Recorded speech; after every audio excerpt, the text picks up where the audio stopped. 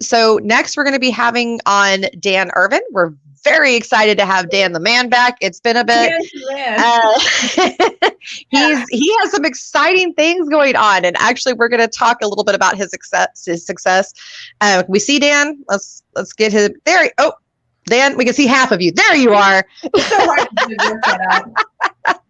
Hey, Dan. Over a little bit. Hey, how are y'all? I am so excited to be here, Catherine. We get a sign. Thank you so much for having me back. I'm excited to be here to chat with you all. How are y'all doing? Doing good. I was real excited to know that you're coming back on, because I think the last time I was able to see you was when you were co-hosting with Catherine. Yes. Yep. It's been a while. And Dan has had some exciting things. We're going to get to that in just a minute. We're going to talk about that because the subject today kind of led to all of these exciting things happening for you. So we just talked to Lauren about networking events and all of that and how to get through those, right? And how to kind of introduce yourself and all that. We're going to talk about follow-up and all. How to not be the potato. Don't be a potato. It's very important. You got that. That's a very important point. That's a big takeaway. So the first thing I want to ask you about, Dan, is the other side of that, the side that you're really great at, which is reaching out virtually to people and making human connections virtually. So Dan, tell us how you do that. Yeah, so thanks again for having me. So excited to be here with you all. So there's obviously lots of ways to do that. And when I kind of went through the process of trying to figure that out, there's not like a book that I found to say, how do you do this? And so oftentimes the way that I figure anything out is I just kind of test things and assess them and how they win, and then reconfigure and then go back into the testing phase, right?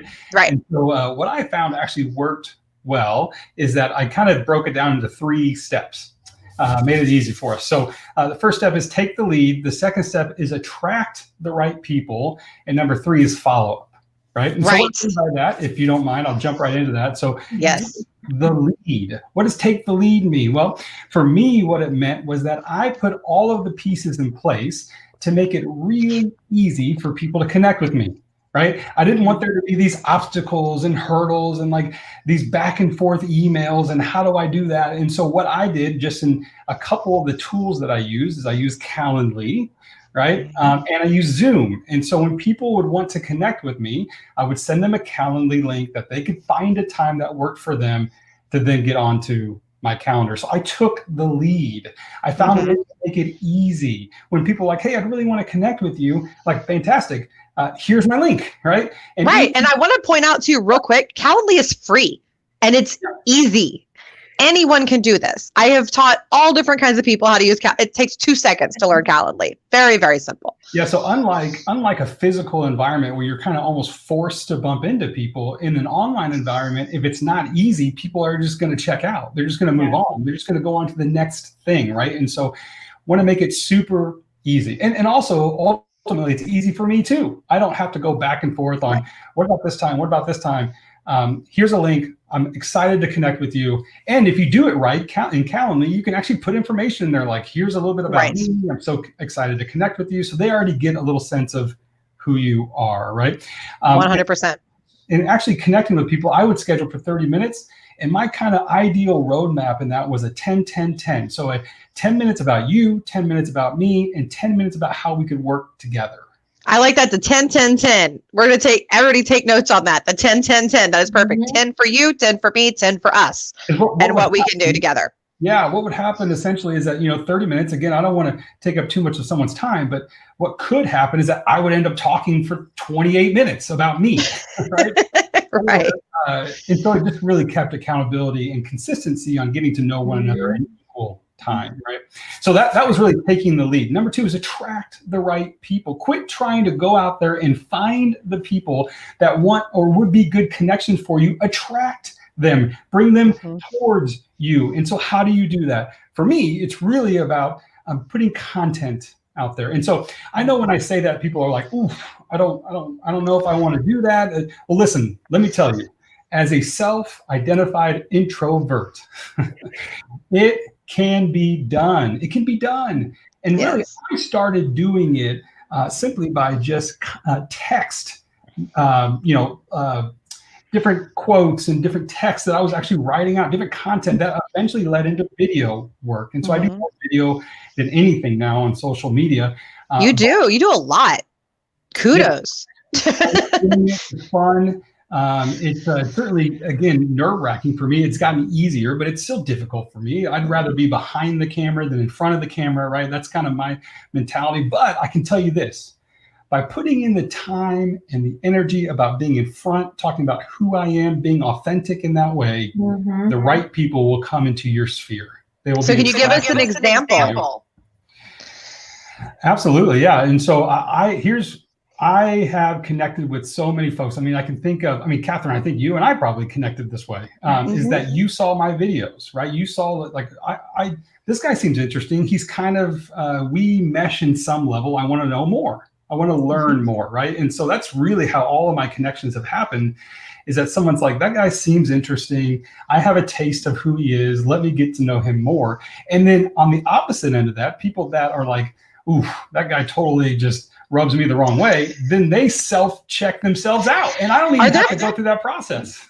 Are there people that don't like you? Who are these people?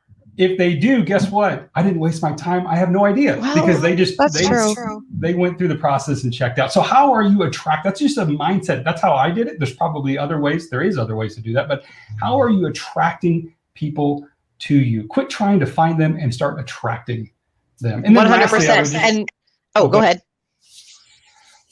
I think we're both waiting. Okay. So Michaela, I wanted you to chime in on that real quick on the attracting people. Oh, no. On the side. Oh, not like that, you ridiculous thing. So, no. So when it comes to engaging people, there's psychology there, right? There is an aspect of needing to understand the human connection, human need to connect. So if that's not something that's natural for you, what are some good resources to understand that better, and what will get people to connect with you? Well, as far as resources for understanding it better, if you're someone who just likes to research, just go and look up it doesn't even have to be human. Look up, because we're human animals, basically. We are a social species. So if you really want to do the whole lookup thing, then yeah, just go in and look up the basic, did we lose Dan? I think we did. Where did Dan go? We lost Dan. No, he went away. I'm sure he'll come back to us. I think he didn't want to hear you talk. That's what it was. You were not interested. I don't want to hear myself talk either. That's okay. Because you weren't here. We didn't know what to do. But no, so if you really wanted to research, you really can look up the bonding hormones like oxytocin and what that does for you, what bonding in general does. But what I was going to say earlier, Dan, is you were talking about being an introvert and it being hard to get out there and connect to people. And what was going through my mind is that a lot of times when discomfort happens, or when something's just uncomfortable in general, people are like, oh, I can't do that. I just can't do it. It's uncomfortable. And it's well, just because it's uncomfortable, you still can do it. And it's going to get a shot or something, a flu shot, it's going to hurt, but you just do it anyway. So I think that emotional pain can be a lot more frightening to people, because it's you can't see it. It's there and you can't see it. So it's, I just wanted to say that. I also just want to throw in there real quick that I love that you said about being authentic. I think you and I have brushed on that before, talking and stuff when you were the co-host. And I just think that is such a beautiful, beautiful thing, because you want people to connect to who you are as a person, not to a fake facade that you're putting on. Right. And whether you're looking for clients, because let me tell you, the best relationships I have with clients are people that I connected to the way Dan said. We just connect, right? If you're looking for a job, that's what I do for a living. Let me tell you, the more that they like you, the more that they understand you, the more that they share your goals and your culture, it will be more successful. It's just how it's going to work. And I love what you said, Dan, about starting simple. Put a quote up and then say something about it. And hashtag, by the way, people look up how to hashtag. It's not, there's tons of articles about it. Look that up. Hashtag, hashtag, hashtag. And just connect and also tag people in it. Tag people that you know would relate to that and let them start a conversation and that type of thing. Connect to people. Just put a simple quote, put a funny meme, work related. Don't be weird. We always stress that. We stress that on the show. Don't be weird. Don't be weird. Don't be weird. And then follow up. I heard you say, I know that was your next point, Dan, is the follow up. You have to follow up and cultivate these relationships. So Dan, how do you follow up? How do you keep them engaged? Because that initial conversation is real easy, right? But then how do you keep it going? Yeah. So for me, it's really just, it's just a human instinct. Like, it's just who I am to check back in with people. Like, and I think that's just like, if it's not normal for you to follow up with people, put things in place to remind you to follow up. Certainly calendar invites. There's so much technology out there that can help you do this. I use a couple different things that help me, that remind me to do that. I actually have a CRM that I use, right? I'm a speaker, right? And so I have opportunities I'm following up with. And so I actually put in my contacts into my CRM to do follow-up with them, just to check in with them to see how they're doing. And so that's one way to do it. Before I had the CRM, I actually used a tool called Todoist. Okay. Just basically an online checklist that you can put things out there, and you can have professional and personal things on there. And so whatever it takes, whatever way that you would do it, and the way that I would do it is that every Friday I would go back and look at, okay, what are all the appointments that I had this week? And then I would push out follow-up dates for them. Additionally, what I would do is that after every one of my conversations with people, I would send them an email afterwards with a video in it. Catherine, you know, I know. And so again, that's just me wanting to be a differentiator in the marketplace. All right. And so I use video and email more than regular email. Again, because I want to separate myself. Yes. And I think that's crucial. You have to find that way to set yourself apart. One thing I do too, and I don't use a CRM, but actually that's a good idea to use it in that way. That's really clever for networking purposes. I think that's a smart idea. It's something I probably actually start doing now that you put that idea in my head. But I always write down too something that connected us. You know, like, told this funny joke, or is also a Dallas Cowboy fan, or you know, whatever it is, something that actually has cats. Ellen, that I'm going to be on her TV show later, Treasure Coast Connector. She's obsessed with her cats. I am obsessed with my animals, including my cat Livy, who is sitting right next to me, looking at me. And so we connected on that, you know, and when you reach back out to somebody and you go, hey, how are you doing? Oh, and by the way, I remember your grandmother was having surgery. How's she healing? How's that going? That will establish that relationship. And Michaela, from a can't talk today. I don't know what my words are. From a psychological standpoint, how does that help you bond? When you reach back out and somebody remembers something, how does that connect? It shows similarity. It shows common ground. And anytime we see in somebody else little reflections of ourselves, we're automatically more attracted to them. Can be, or sometimes it can actually be the opposite. But most times, I digress. I don't want to get off too far on that subject. But so sometimes it's like my brain just starts like connecting all of these dots. I apologize. It happens. For the positive side, when we see what's similar to us and other people, generally what we're going to do is gravitate more towards those people. Because what it does is it's like, that person's safe. That person's a safe person to go to, and it increases those bonding hormones that can happen. But one thing I actually wanted to ask you, Dan, was earlier you're talking about how easy it is for you to connect people and follow up with people. And what was going through my mind is that you just seem very motivated to connect with other people and to, cultivate those relationships and to follow up. And it takes a lot of work. And so what was going through my head is like, what kind of advice would you have to people, or just thoughts in general, would you have to share with people who aren't as motivated as you are? I think the first thing that comes to mind for me is, and one thing I really put a lot of energy in focusing this year is finding things that I have a passion around and that scare the hell out of me. I know that when those two things intersect, when I am excited and passionate and I am afraid and scared of doing those things, when those intersect, I'm in the good stuff, man. I'm doing the things that I should be doing, right? Yep. And so for me, it's really having clarity on what brings me energy and passion and excitement. And once even if it's scary, having clarity on that, and then setting goals towards that is what motivates me, is what energizes me. Because now I'm setting goals for things that are important to me. Right. And I am a notorious goal setter, but on the flip side of that, I'm a notorious goal achiever.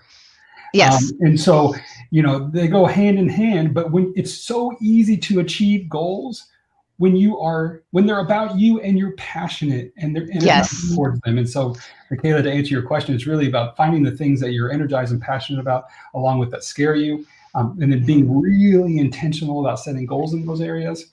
When you do it that way, it's no longer your goal or Catherine's goal, it's my goal. And so I can go all in on it. 100%. And I want to say, Dan, too, that you're talking about the fear aspect. And people always say, step outside of your zone, do something that scares you. Don't do something. Constantly live in that zone. Live in that. I am afraid of it, but I need to conquer it. And when it comes to networking and really cultivating relationships, that's a lot of it. And putting yourself out there. For instance, right now, I just did this to somebody. I'm notorious for doing this to people on my show. I go, you're going to come on my show. And they go, I've never done that. I don't know what to do. You'll be fine. Don't worry about it. And I don't prep them. I'm so mean. I don't prep them. I don't do it. I'm like, just come on. You got this. So the last show we had Janice on. And I had been talking to Janice. I knew what a phenomenal person she was. And I knew her passion, to your point, Dan. I knew her passion about helping people and helping others grow. And so we were having our diversity and inclusion episode. And I brought her on at the end of the show to talk. And she was horrified. And the whole week she was messaging, I don't think you want me to do this. I don't think you want me to do this. And she was so nervous. At the end of the show, I get a message and she goes, I can't wait to come back on. What other shows can I get on? You found what she was passionate about. She found what she was passionate about. And so even though she was afraid, once she got up there and she realized that she could, it just took off. And, I can't wait to see what she does with that. And I know you went through that when Trevor was like, okay, you got to start making videos. And then you did it. And now, amazingly, you've gotten out there. People know who you are.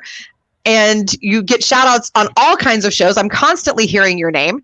And I'm constantly saying your name. Quite honestly, to be real transparent about it, I've created a business around it. Right? Yes. I am a paid speaker today. Yes. And that's what I wanted to bring up. Yes, I think that's amazing. Amazing. Yeah, I do too. I just got the frame today because like a month ago, I got my first check in the mail for speaking. And so I framed it. It's on the wall right over there. But and I've gotten a couple more since then, right? And so it's just building a business from it and really seeing, because what happened is that I leaned into something that was scary to me. And then what actually happened is that I love doing it. I got incredible feedback from people about it. And then I was like, well, I'm heading in the right direction. Let me actually put some foundational pieces in place here, grew a business out of it. And now that's what I'm doing. I know. It's amazing. It's incredible. And, I'm having Congratulations. That's awesome. When Dan told me what he was doing, I was just beside myself. I was so excited. And I was very honored, by the way, that he asked me to be one of the video testimonials. I redid his video testimonial like umpteen times because I wanted to get it right. And it was amazing. So it's just that testimony that when you do step outside of your comfort zone, when you do cultivate all those relationships that you spent all that time cultivating, and even in the middle of COVID, you have launched a lucrative speaking career. And that's just a true testament to what you can do, stepping outside of your zone and cultivating relationships. Yeah, thank you for that. I hope in years to come, I can look back and say, I launched a successful speaking career during COVID. I think you will be saying that, yes. Well, it's inspirational. It really is. And especially, I love so much that we took some time today to talk about doing what scares you. And Dan, I can't think of a better person to really be talking about that, especially with what's going on with COVID. And especially, I mean, you're already doing something that scares you, but especially in a time with such uncertainty, it's just, thank you so much for sharing. And just so everybody knows, Dan has a wife and kids. Okay, this isn't like some single guy with nothing going on. Three kids and a wife, and he's always like doing these amazing things, trying to be a better husband. It can be done, is my point. Like even if you're afraid of something, just don't let fear rule you. And thank you so much, Dan, for coming on the show. Yeah, thank you. I love hanging out with you. I'll take any time with you guys that I can. Thank you. And I'm going to take you up on that, Dan, because I actually have a really cool opportunity coming up next year. That's going to be a paid speaking gig, and I want to talk to you about that. But we'll talk offline. Everybody, tune into Dan. We dropped his link in the comments. Please connect with him, follow him, learn how to build content by viewing one of the best. And we will see you soon. Bye, Dan. Bye, Dan. God, I love talking to him. He's always so fun. I know he is. He's a really good dude, and he's done so much, and he's just been able to build so much, and it's been very exciting to watch. I've watched him over the last few months. After I talked to Dan, I feel like I'm gonna go take on the world now. Thanks. Which is good since he's going to be a speaker, so I guess he should be inspirational, right? Right.